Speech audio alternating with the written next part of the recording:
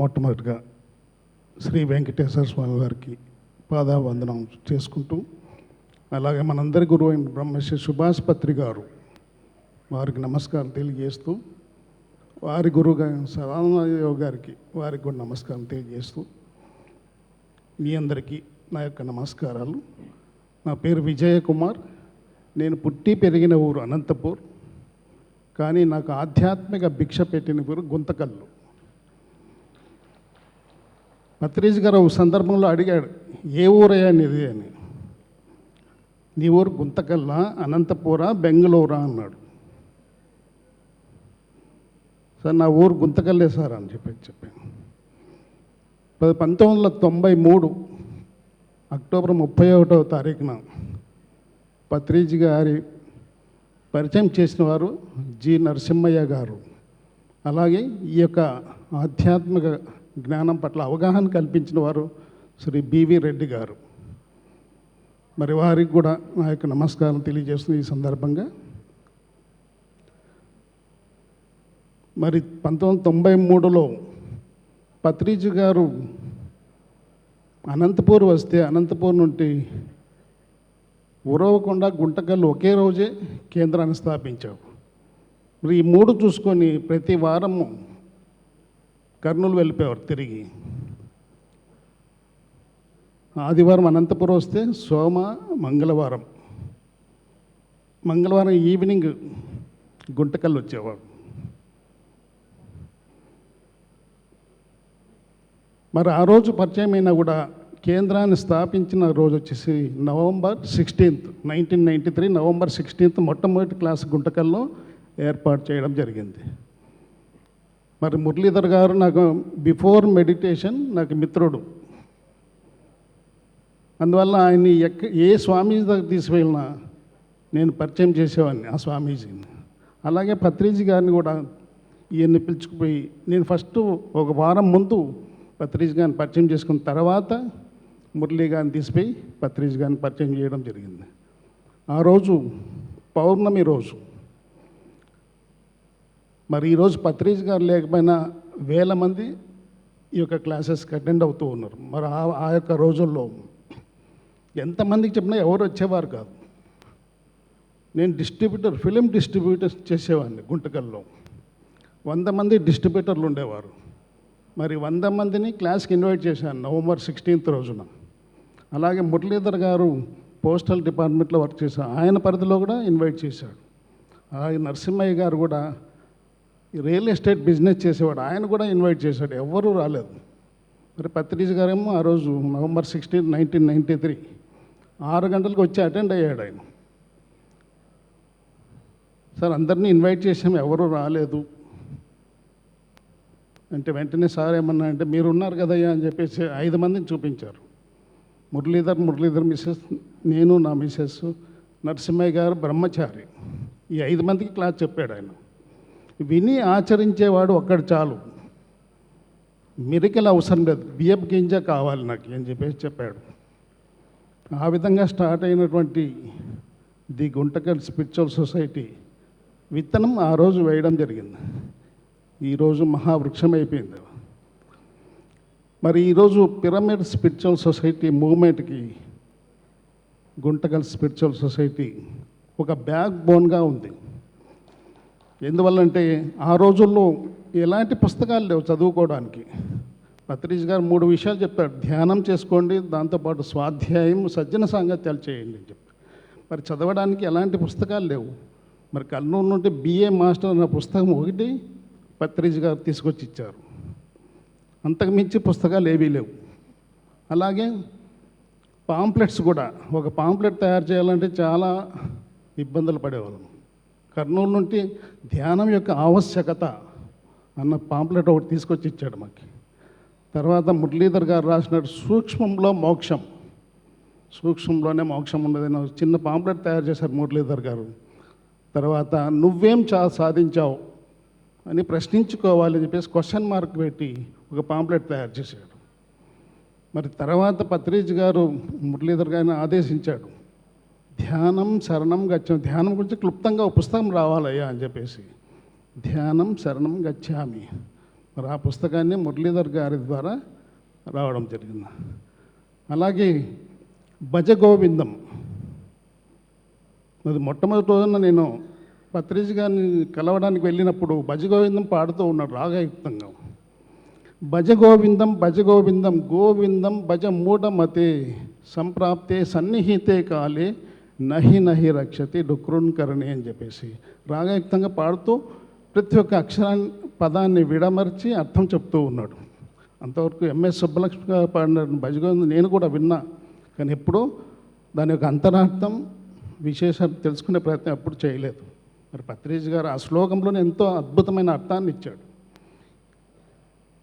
మన ఇంద్రియాలని పంచ జ్ఞానేంద్రియాలు పంచ కర్మేంద్రియాలని ఈ ప్రపంచంలో ఎంతవరకు అంతవరకు కేంద్రీకరించి వాటి యొక్క అవసరం ఈ ప్రపంచంలో లేనప్పుడు అంతర్ముఖం చేసి గోవిందుడు అనే ఆత్మ పదార్థాన్ని తెలుసుకోవాలంటే దానికి ఏకైక మార్గం ధ్యానం అని చెప్పాడు. ఇక్కడ సంప్రాప్తే సన్నిహితే కాలే నహి నహి రక్షతి డుక్రుణ్కరణి అని చెప్తూ ఉన్నాడు. ఒక సన్యాసి డుక్రుణ్కరణి వ్యాకరణ సూత్రం రాగయుక్తంగా పాడుకుంటూ వెళ్తూ ఉన్నాడు ఆ కాశీ ప్రాంతంలో. తన దివ్యనేత్రం ద్వారా చూశాడు. ఎవరు? ఆది శంకరాచార్యుల వారు. ఈయన బయటికి పాడుకుంటున్నాడు కానీ లోనంత డొల్ల ఉంది అని చెప్పేసి తెలుసుకొని ఆయనకి చెప్తూ ఉన్నాడు, సంప్రాప్తే సన్నిహితే కాలే నహి నహి రక్షతి డుక్రుణ్కరణి. అంటే శరీరం చాలించే సమయం ఎప్పుడైనా రావచ్చు. ఆ వచ్చేలోగా నువ్వు ఆత్మజ్ఞానంతో నువ్వు సిద్ధంగా ఉండాలి. మరి ఆత్మజ్ఞానం ఎట్లా వస్తుంది? ధ్యానము, స్వాధ్యాయము, సజ్జన సాంగత్యాల ద్వారా మీకు ఆత్మజ్ఞానం లభిస్తుందని చెప్పేసి మరి ప్రతి ఒక్క శ్లోకాన్ని విడమర్చి అద్భుతమైనటువంటి జ్ఞానాన్ని అందించాడు పత్రిజ్ గారు. మరి అప్పట్లో వినడానికి మనం ప్రత్యేకంగా వినడానికి భజగోవిందం సీడీస్ లేవు. ఈరోజు ఎంతో టెక్నాలజీ పెరిగిపోయింది, మనకి ఎన్నో అందుబాటులోకి వచ్చేసాయి. మరి ఆ రోజుల్లో ఒక ఆడియో క్యాసెట్ భజగోవిందం, తర్వాత ధ్యానం తెలుగు, మెడిటేషన్ ఇంగ్లీష్, ఈ 3 క్యాసెట్లు మేము రికార్డ్ చేసి మరి కొత్తగా ఏర్పాటు చేసేటువంటి సొసైటీస్కి అంతా మేము డిస్పాచ్ చేసేవాళ్ళం. మరి ధ్యానం గురించి ఆయన అన్ని ప్రాంతాలు తిరగడానికి వీలు కాదు కనుక మన క్యాసెట్ల ద్వారా ఆ విషయాన్ని చేరవేయడం జరిగింది. అలాగే పత్రిజ్ గారు అప్పుడు పిరమిడ్ అంటే ఒక కర్నూలులోనే ఉండేది. పిరమిడ్ 1991 కర్నూలులో బివి రెడ్డి గారి ద్వారా ఏర్పాటు చేయడం జరిగింది. మరి వేరే చోట ఎక్కడ పిరమిడ్స్ లేవు. సార్ మేము పిరమిడ్ కడతామని చెప్పేసి మురళీధర్ నేను అడిగితే, మీకెందుకయ్యా పిరమిడ్స్, మీరే ప్రపంచానికి సప్లై చేస్తున్నారు ఆర్టిఫిషియల్ పిరమిడ్స్ అని చెప్పేసి. మరి మురళీధర్ గారి ద్వారా గుంటకల్ మాస్టర్స్ యొక్క విశేషమైన కృషి ద్వారా ఎన్నో రకాల పిరమిడ్స్ తయారు చేసి కొత్త సొసైటీస్కి డిస్పాచ్ చేయడం జరిగింది. ఆ విధంగా ఎంతో ఈ యొక్క పిఎస్ఎస్ మూమెంట్కి సపోర్ట్ ఇవ్వడం జరిగింది.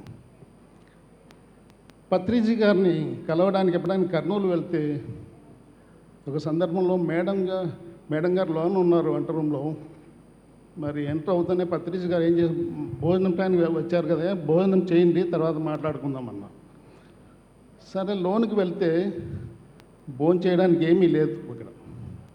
మేడం గారు ఏమన్నారంటే, ఆయన అట్లే చెప్తాడు, మీరు వెళ్ళి భోజనం చేస్తారండి అని చెప్పేసి మేడం చెప్పింది.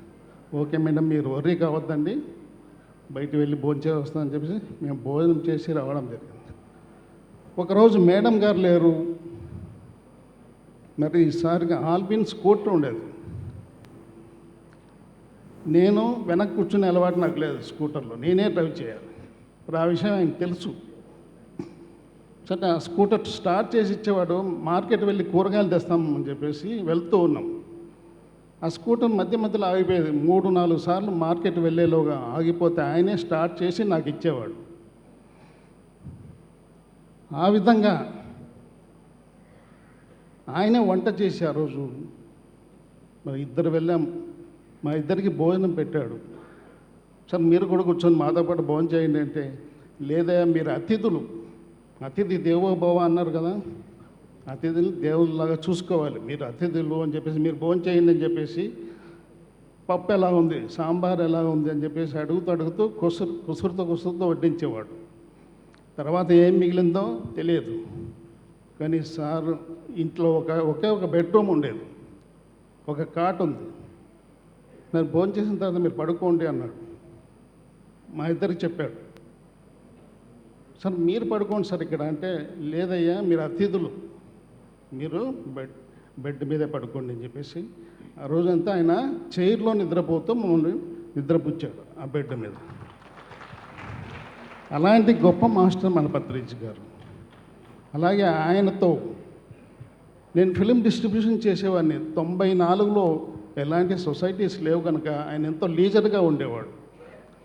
నేను ఒక ప్రశ్న అడిగాను, ఏదన్నా మనం ఏదైనా అడగాలి విషయం ఉంటే గిన ఆయన పదే పదే అడుగుతూ ఉంటాడు, ఏంటి విశేషాలు ఏంటి విశేషాలు ఏంటి విశేషాలు అని. మరి ఆ విధంగా అడిగాడు ఏంటి విశేషాలు అని అడిగినప్పుడు, నేను సినిమా వ్యాపారం చేస్తున్న ఈ వ్యాపారం నా యొక్క నేచర్కి తగిన వ్యాపారం కాదు, నేను మానేస్తాను అంటే, అప్పుడు వెంటనే ఆయన ఏమన్నాడంటే, లేదయ్యా నువ్వు కంటిన్యూ చేయాలి, కానీ ఒక సందర్భం వస్తుంది, ఆ సందర్భంలో నేను చెప్తా, అప్పుడు స్టాప్ చేయని చెప్పాడు. అంత లీజర్గా అప్పుడు ఉండేవాడు. తర్వాత 2000 సంవత్సరంలో అనంతపూర్లో కలిసాం పత్రిజ్ గారిని. వెంటనే నన్ను ఎదురుపన్నాడు ఆయన, చాలా మూట కట్టే అన్నాడు. మూట కట్టేంత ధనం ఉంది, మూట కట్టే అన్నాడు. ఆయనకి చెప్పే పరిస్థితి కాదు, అప్పుడు ఎంతో బిజీగా ఉన్న సమయం అది. ఆ సమయంలో కూడా ఆయన ఆ మాట అనేసాడు. పత్రిజ్ గారికి మన గురించి మనందరి గురించి తెలుసు, మనకి తెలియకపోవచ్చు. కృష్ణుడు అడిగాడు, మరి నీకు నాకు అనేక జన్మలు జరిగాయి, కానీ నీ జన్మలు అందరి జన్మల గురించి నా జన్మ గురించి తెలుసు, కానీ నీకు నీ జన్మ గురించే తెలియదు అని చెప్పేసి కృష్ణ భగవాన్ అర్జున్ వాళ్ళకి తెలియజేశాడు. మరి అలాంటి మనందరి గురించి తెలుసు, మరి తెలిసిన వాడే బ్రహ్మశ్రీ పత్రిజ్ గారు. మరి ఈరోజు ఈ కార్యక్రమాన్ని ఇంత విజయవంతంగా జరుగుతూ ఉంది అంటే, మరి పిఎంసికి ప్రత్యక్షంగా పరోక్షంగా సహకరించిన ప్రతి ఒక్క మాస్టర్కి నా యొక్క కృతజ్ఞతలు తెలియజేస్తూ ఇంతటితో ముగిస్తున్నాను. Thank you very much. ఒక చిన్న ఇన్సిడెంట్. మామూలుగా సేవ చేస్తే అందరికీ అర్థమవుతూ ఉంటుంది వీరు సేవ చేశారు అని, కానీ విజయ్ కుమార్ సేవ చేస్తే పక్కడోడికి కూడా అర్థం కాదు. దానికి ఒక ఎగ్జాంపుల్ ఏంటంటే, పత్రికారు గుంతకల్కి వస్తున్నప్పుడు ఆయన రిసీవ్ చేసుకోవడానికి మేము ఇంటి ముందుకు వచ్చేవాళ్ళం. సో ఆయన ఇంట్లోకి వచ్చే ముందు చెప్పులు వదిలేస్తారు కదా. సో విజయ్ కుమార్ కళ్ళు ఆయన చెప్పుల మీద ఉంటాయి. చెప్పులు కండిషన్లో ఉంటే ఓకే, చెప్పులు కండిషన్ లేకపోతే ఆయన ఏం చేస్తారంటే, సార్ను కూడా అడగరు, ఆ సైజ్ చూస్తారు, షాప్కి వెళ్ళి ఇమ్మీడియట్గా కంఫర్ట్గా ఉన్న చెప్పులు చేత అక్కడ పెట్టేస్తారు, పాతవి తీసేస్తారు. ఇది పక్కవాడికి కూడా తెలియదు. అంటే నాకెట్లా తెలిసింది అనుకుంటారా, నేను పక్కనే ఉంటాను కాబట్టి తెలిసింది. మరి సారు నెక్స్ట్ డే ఊరికి వెళ్ళేటప్పుడు బయటకు వస్తారు కదా, ఆయన చూస్తారు, ఆయన చెప్పులు తెలుసు కదా. సో ఆ చెప్పులకు ఎట్లా ఉంటాయంటే, నిజంగా మనం కొద్దిగా బాగలేకపోతే పారేస్తాం, ఆ చెప్పులకు రంధ్రాలు పడి ఉంటాయి, అట్లాగే వాడేవారు. అది చూసి ఈయన మార్చేవారు. బయటకు వచ్చాక ఆయన చెప్పులు కనపడవు అక్కడ. నా చెప్పులు ఏవయ్యా అంటాడు. అవే సార్ అంటాడు ఈయన విజయ్ కుమార్. అవి నావే అంటాడు. అవి మీవే సార్ అంటాడు ఈయన. ఓకే అంటాడు, వేసుకొని వెళ్ళిపోతారు. తర్వాత అప్పుడప్పుడు విజయ్ కుమారు సారు జుబ్బాలో ఒక కవర్ పెడతారు. అప్పుడు పెట్టింది కూడా ఆయనకు అర్థం కాదు. దేనికో ఆయన ఖర్చు కోసం చూసుకున్నారనుకో, కవర్ ఉంటుంది. ఏంటయ్యా కొత్తగా వచ్చింది నా జోబులోకి కవర్ అంటారు. లేదులేండి సార్ మా డౌట్స్ ఉన్నాయి, దాంట్లో పెట్టాము, మళ్ళీ ఊరికి వెళ్ళాక చూసుకోండి అంటాడు. ఓకే అంటాడు. ఆ కవర్లో ఈయన కొంత డబ్బు పెడుతుంటాడు. డైరెక్ట్ ఇస్తే తీసుకోరు ఆయన. ఆ రకంగా ఇస్తే ఇంకా అంతే, వదిలేస్తారు అక్కడికి. సో ఆ విధంగా ఈయన సర్వీసు పక్క వాళ్ళకి తెలియదు, తన వారికి తెలుసు. చాలా గొప్ప వ్యక్తి ఈయన. Thank you very much.